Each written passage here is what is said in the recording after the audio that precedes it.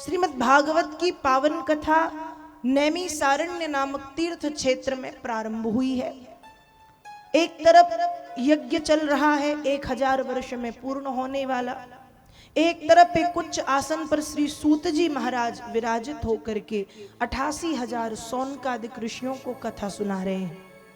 और श्रीमद् भागवत महापुराण के प्रथम स्कंद के प्रथम अध्याय का पहला श्लोक कहता है, जन्माद्यस्य यतोऽन्वयादितरतश्चार्थे स्वविज्ञः स्वराट् तेने ब्रह्महृदाय आदिकवये मुह्यन्ति यत्सूरया तेजो वारिमृदां यथा विनिमयो यत्र सर्गो मृषा धाम्ना स्वेन सदा निरस्तु कुहुकं सत्यं परं धीमहि। भागवत जी के पहले स्कंद के पहले अध्याय का पहला श्लोक, जिसमें भगवान आनंद कंद कृष्ण चंद्र के स्वरूप को बताया गया कि जिन भगवान की कथा को हम सुनने के लिए बैठे हैं वो कैसे हैं। तो कहा जन्माद्यस्य, जब ये संसार नहीं था तब भी वो थे, जब ये संसार रहता है तब भी वो रहते हैं, आगे चल के जब यह संसार नहीं रहेगा तब भी वो रहेंगे। यतोऽन्वयादितरतस्, जिन परमात्मा श्री कृष्ण ने इस सृष्टि की रचना बड़े क्रमबद्ध तरीके से की है। क्रमबद्ध मतलब जितने क्रमबद्ध तरीके से निर्माण भगवान ने किया है उतने क्रमबद्ध तरीके से दुनिया का अन्य कोई भी व्यक्ति नहीं कर सकता। जैसे आप एक पौधे को देखो, पहले हमने बीज डाला, फिर बीज फूटा, फिर पौधा बना अंकुरित होके, फिर बड़ा हुआ और बड़ा और बड़ा और बड़ा। ऐसे ही जब हम माँ के पेट में पहुंचते हैं तो एक चने के दाने के बराबर छोटा सा मांस का पिंड होता है, लेकिन फिर धीरे धीरे वो बड़ा हुआ और बड़ा हुआ, फिर और बड़ा हुआ, फिर उसमें से हाथ निकले, पैर निकले, मुख बन गया, आंखें बन गई, नासिका बन गई, अधर बन गए, कपोल बन गए, कान बन गए, धीरे से हार्ट बन गया, लीवर बन गया, किडनियां बन गई, रीढ़ की हड्डी बन गई, बाल आ गए, रोम आ गए। ये निर्माण, इतने क्रमबद्ध तरीके से निर्माण कौन करता है? हम और आप? कोई वैज्ञानिक, कोई डॉक्टर, कोई इंजीनियर? नहीं। यतोऽन्वयादितरतस्, इस क्रमबद्ध तरीके के निर्माण के पीछे जो सत्ता है उस सत्ता का नाम है ब्रह्म। जो जब दुनिया नहीं थी तब भी थे, जब दुनिया रहती है तब भी रहते हैं, और जब नहीं रहेगी दुनिया तब भी वो रहेंगे। और सृष्टि के निर्माण के क्रम को जो क्रमबद्ध तरीके से पूर्ण करते हैं, यतोऽन्वयादितरतश्चार्थे स्वविज्ञः स्वराट्, कैसे है जो? कहा स्वराट, विराट।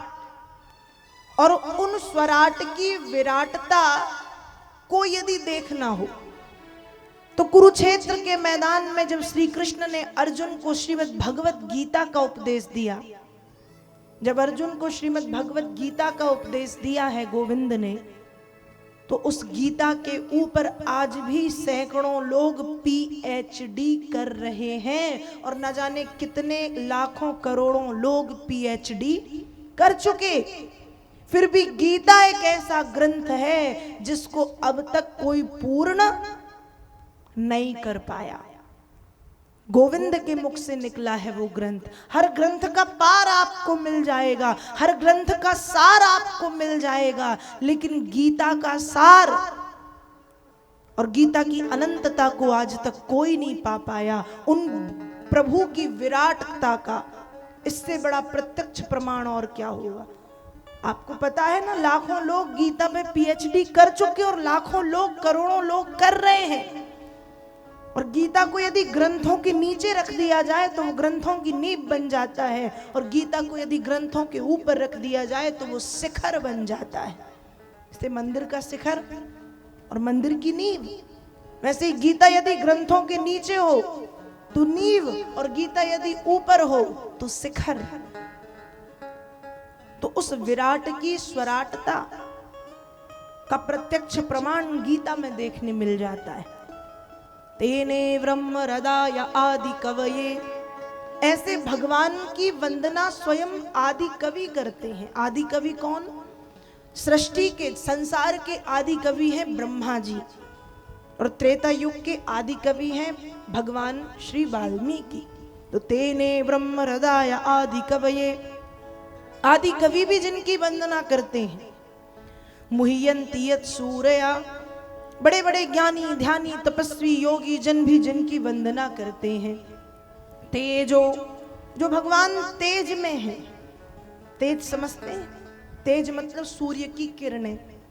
कभी कभी आपने देखा होगा, हम अपने कमरे में बैठे हैं और अचानक सूर्य की एक किरण खिड़की से कमरे के भीतर आई, लंबी लंबी, और उस किरण में बहुत छोटे छोटे छोटे छोटे छोटे छोटे सूक्ष्माति सूक्ष्म कण दिखाई देते हैं।